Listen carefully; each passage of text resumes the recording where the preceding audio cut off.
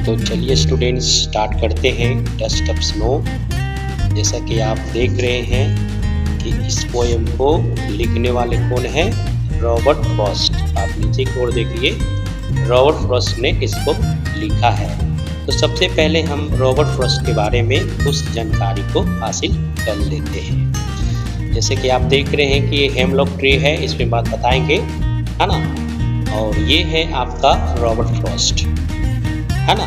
ये है आपका रॉबर्ट फ्रॉस्ट। जैसा कि आप देख रहे हैं कि ऊपर ये इंडिकेट किया गया है रॉबर्ट फ्रॉस्ट। तो ये एक अमेरिकन पोइट है ना। अमेरिका में जब इन्होंने लिखना शुरू किया था तो उस समय इनका पोएम उतना लाइक नहीं किया गया था, तो फिर ये इंग्लैंड चले गए और इंग्लैंड में जा कर के इन्होंने बहुत सारे पोएम को लिखा और वहाँ पे फेमस भी हुआ। ठीक है। इनका जन्म 26 मार्च 1874 को हुआ था। कब हुआ था? 26 मार्च 1874 अमेरिका में इनका जन्म हुआ था, सैन फ्रांसिस्को कैलिफोर्निया में। और इनकी जो डेथ हुई थी वो 29 जैन 1963 को हुआ था। इनका तो प्रमुख जो है कार्य रहा, बहुत ही सराहनीय जो है वर्क रहा। वो नोटेबल वर्क है ए बॉयज बिल और दूसरा है नॉर्थ ऑफ बोस्टन। ठीक है। यानी कि इनका जो जो वर्क रहा वो था ए बॉयज बिल।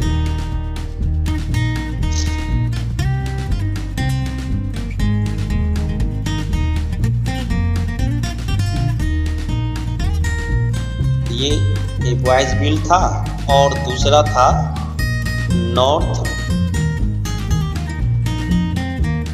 Of Boston.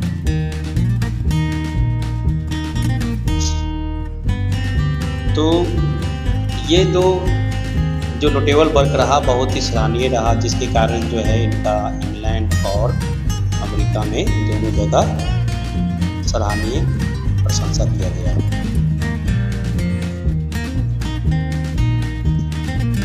तो चलिए स्टार्ट करते हैं dust of snow.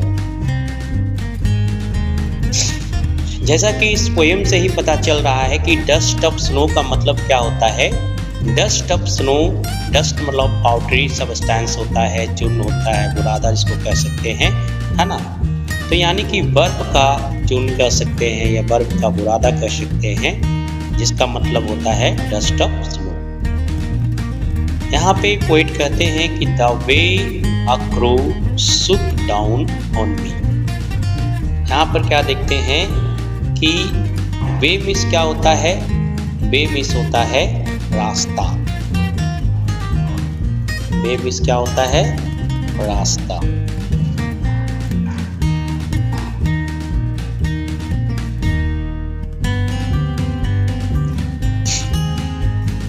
The way a crow Shuk down. Shuk down मतलब क्या होता है? हिलाया, है ना। यानी पेड़ को नीचे की ओर हिलाया। ठीक है। शुक मतलब क्या होता है? हिलाया होता है।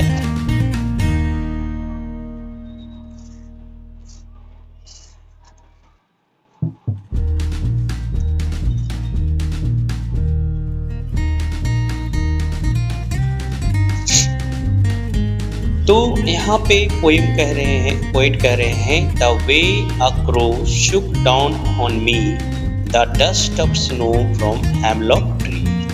सबसे पहले आपको हम हेमलॉक ट्री दिखा देते हैं कि हेमलॉक ट्री है क्या। तो ये देखिए, ये आपका हेमलॉक ट्री है ना। एक जहरीला पौधा होता है। बाद में बताएंगे कि पोएट ने एक हेमलॉक ट्री को क्यों लिया, अपने पोएम में शामिल क्यों किया, है ना। सबसे पहले आप देख लीजिए कि हेमलॉक ट्री होता क्या है ना। ये देख सकते हैं, नज़दीक से भी आप देख लीजिए कि हेमलॉक ट्री दिखता कैसा है। और इसमें देखिए वाइट रंग का फूल होता है इसमें, है ना। और जो पाउडरी सब्सटेंस की बात कर रहे थे, तो ये जो आप गिरता हुआ नज़र आ रहा है, आप लोगों को देख रहे होंगे, ये सभी जो गिर रहा है ये पाउडरी सब्सटेंस को ही डस्ट ऑफ स्नो कहा गया है ना। यहाँ पर आप ये भी देख रहे हैं कि क्रो ऊपर बैठा हुआ है, ये कौवा है, और ये नीचे की ओर जो है पोएट है। ठीक है, तो पोएट जो है कहते हैं the way a crow Shuk down on me the dust of snow from hemlock tree. कहने का तात्पर्य यह हुआ कि पोएट जो है रॉबर्ट फ्रॉस्ट वह एक बार गुजर रहे होते हैं, रास्ते से जा रहे होते हैं, तो रास्ते में ही हेमलॉक ट्री मिलता है और उस हेमलॉक ट्री पर जो है एक कौवा बैठा हुआ होता है। वह क्या करता है कि पेड़ को हिलाता है और पेड़ को हिलाने के क्रम में इस प्रकार का पाउडरी सब्सटेंस जो है गिरता है ना। यानी कि कौवा एक पेड़ पे बैठा हुआ होता है और वह कौवा जो है पेड़ को हिलाने के क्रम में पाउडरी सब्सटेंस गिरता है, जैसा कि आप फिगर में देख रहे हैं। इसी तरह का जो है पाउडरी सब्सटेंस पोएट के ऊपर गिरता है। उसके बाद कहता है has given my heart a change of mood. अब ये जो पाउडरी सब्सटेंस गिरता है तो जिससे पोएट का दिल या हृदय पूरी तरह से चेंज हो जाता है, बदल जाता है। पहले पोएट का मूड जो है अपसेट रहता है, उदास रहता है, अच्छा नहीं रहता है, उसी मूड में जो है आगे जा रहे होते हैं और पेड़ के नीचे आने के बाद जो है कौवा जो है पेड़ को हिलाता है और पाउडरी सब्सटेंस उसके ऊपर गिरता है, तो पोएट का मूड जो है चेंज हो जाता है ना। और कहते हैं and save some part of day I had read.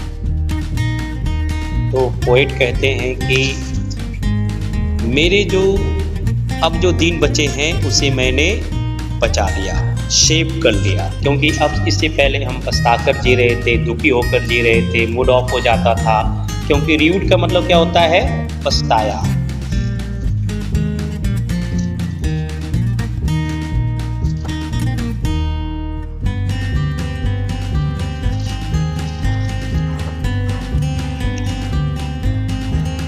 तो पोएट ये कहना चाहते हैं कि अब जो हमारा आने वाला दिन है उसे मैंने क्या किया है?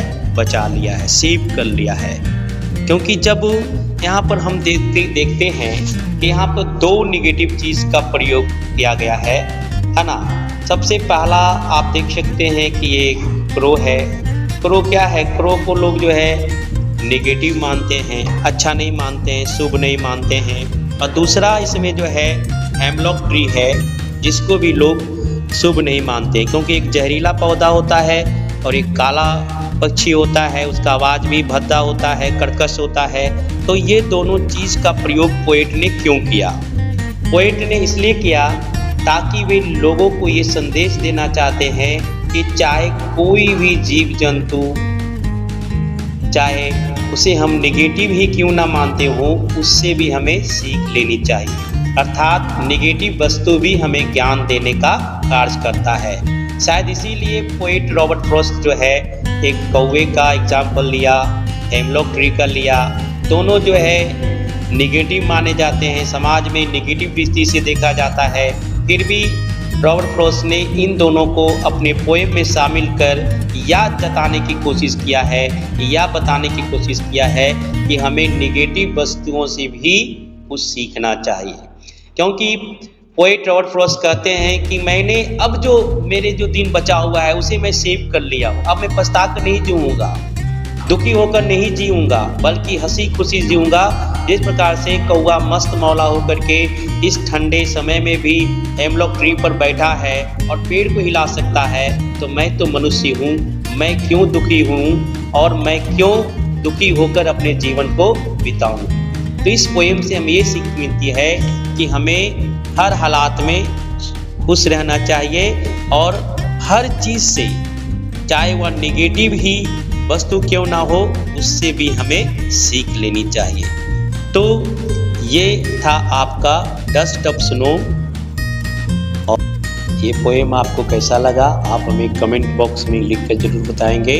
अगर ये पोएम आपको अच्छा लगा तो आप हमारे चैनल को सब्सक्राइब ज़रूर कर देंगे, लाइक करेंगे और ज़्यादा से ज़्यादा शेयर करें, ताकि मैं इसी तरह का वीडियो बनाकर आप लोगों के पास भेजता रहूं और मैं पूरे दिल से और पूरी मेहनत से आप लोगों को हेल्प करता रहूं। धन्यवाद।